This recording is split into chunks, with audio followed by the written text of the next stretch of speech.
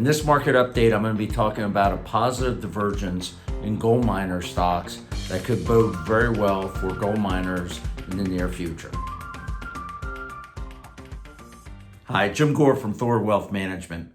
Today I'm going to give an update on gold and gold miners and why we're seeing some things that are positive for gold miners in the weeks and months ahead. First of all, let's look at the price of gold. And I've highlighted an area, circled this area for the last 3 years. We've reached about $2,000 an ounce on gold.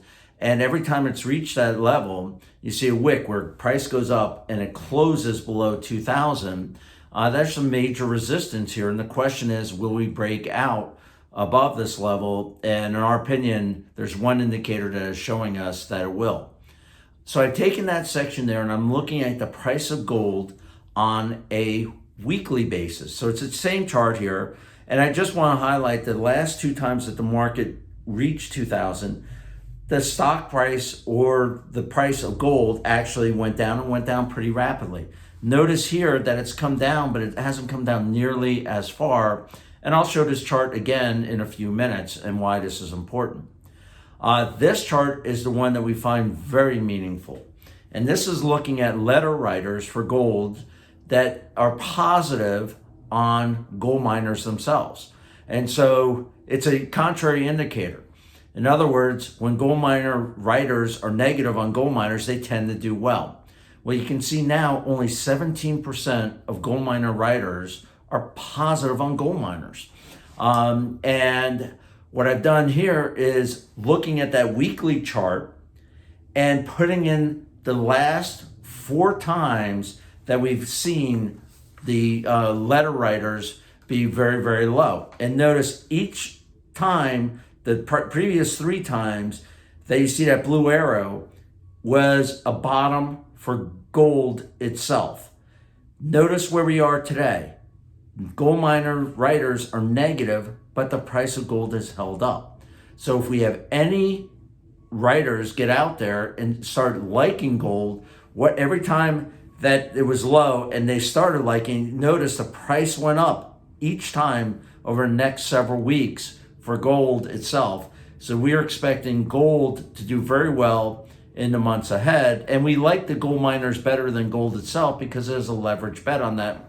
We talked about that before, but keep in mind when you're buying these companies, I want to show 2 charts that show that they're fundamentally different.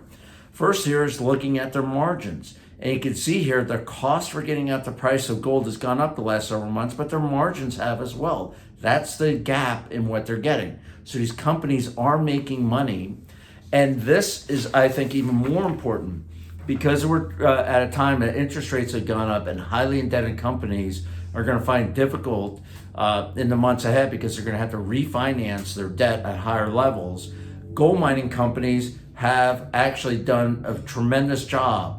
If you look at from 2013 to 2017, these companies were not having free cash flow.